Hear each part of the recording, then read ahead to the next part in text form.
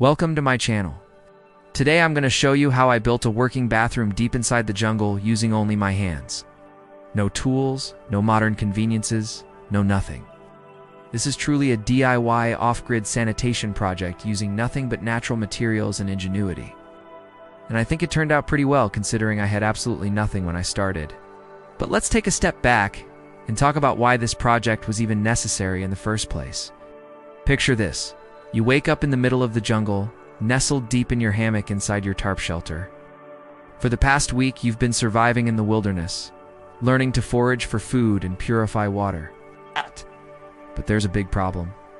You're deep in the jungle, and Mother Nature hasn't provided you with any of her famous porcelain thrones. So what do? That's right, you gotta go bush.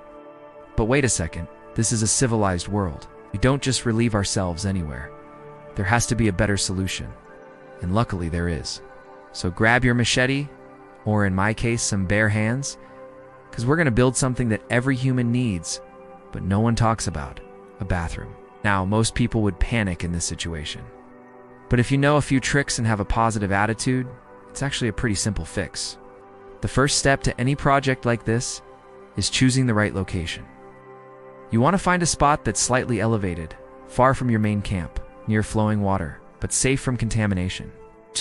So after searching around, I came across a nice quiet corner surrounded by thick plants. This would give me plenty of privacy, and the thick branches and leaves would also provide me with all the materials that I need to get started. With the location decided, I cleared the floor, making sure to remove any sharp stones or insects that could cause problems later. Then I started looking for strong bamboo shoots that had fallen but not been cut. I dragged those over to the spot and got to work stacking them vertically to create a basic privacy wall. Bamboo is a fast-growing grass, and these ones were nice and pliable, so they went together fairly easily. Plus, they looked great already. Now, obviously, building anything in the wild without tools means you're going to have to use different techniques than what you're probably used to. Let's take breaking the bamboo, for example. You'd be surprised at how hard it really is to break a bamboo stick, especially a thick one. But there's a technique to it. Basically, you line up the angle of the bamboo with the angle of a tree, and then give it a firm smack with your hands. Trust me, it works way better than trying to just snap it in half. Once broken, I pushed the pieces into the ground using sharpened sticks that I carved by rubbing them against stones until they had a point. They didn't last forever, but they worked perfectly for this project. And I did the same thing with the top of the wall. For the flooring, I found some large palm leaves and used those as a base. Then I covered them with multiple layers of packed down mud to make a non-slip base. Then I got to work on the seat itself. I dug a pit by hand, slowly and methodically taking out the soft earth with flat rocks. This took a lot longer than I thought it would, but once finished, I stepped back to admire my handiwork. The next step was to make a cover. Fortunately, the trees had provided us with ample, broad banana leaves, which were perfect for the job. I tied them together using jungle vines and made sure that there was enough overlap so that waste wouldn't slip underneath. To further reduce smell and mess, I combined dried leaves, ashes from the fire pit, and powdered clay into a paste that I smeared onto the seat. It might not look like much, but trust me when I say this is one fine piece of engineering. Then I repeated the process on the other side of the bathroom to create a bench. Next, I needed to address the issue of flies. Out here in the jungle, flies are more than annoying. They're a real danger. Not only do they swarm everything you touch, but they also carry diseases that you don't want to mess with. So to solve this problem, I built a cover for the toilet, and this one was pretty easy. I simply took more banana leaves and tied them over the opening using more vines. This created a flap that could easily be pulled shut after each use. But even with the cover and the clay, there would still be some smell. So to help eliminate that, I hung some more leaves from the roof of the bathroom that would act as a natural air freshener. Then to further prevent flies from getting inside, I took some of the mud and made a barrier around the edges of the floor. This double purpose, not only does it block flies from crawling in, but it also keeps the water from leaking out when you pour it into the toilet. Next, I took some more bamboo and made 2 handles for the bench.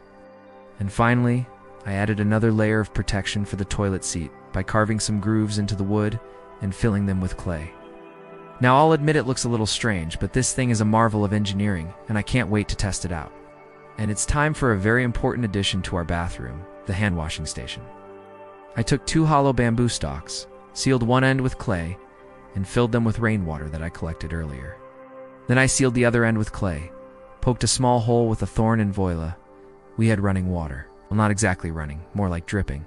But hey, it's better than nothing. And with the water sorted, I moved on to cleaning my hands. First, I wet them under the bamboo taps. Then I mixed some sand and clay into a paste that felt surprisingly good on my skin. After rubbing it around, I rinsed my hands again and admired the clean water that ran through the bamboo. I knew right then and there that this was going to be a game changer. As the sun began to set, I stood back and admired my work. It wasn't much to look at, but it was functional and, most importantly, clean. In the morning, I woke up feeling refreshed and ready to start the day. The bamboo loo was just what I needed to keep myself clean and healthy while out in the wild. It may not be the most comfortable bathroom experience you've ever had, but it's certainly one of the most primitive. Now you may be wondering why I went through all the trouble to build this thing instead of just relieving myself in the jungle. Well, let me tell you, there are two main reasons. The first is hygiene.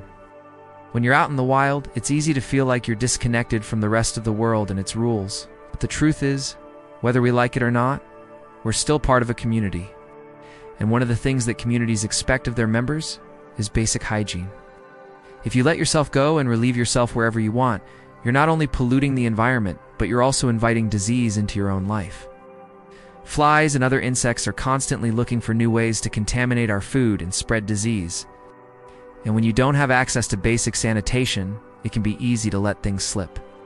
But the thing is, even in the most primitive of environments, we can still maintain a certain level of cleanliness. By building a bamboo loo, I was able to keep myself clean and healthy, which made me feel better about myself and my situation overall. The second reason is respect.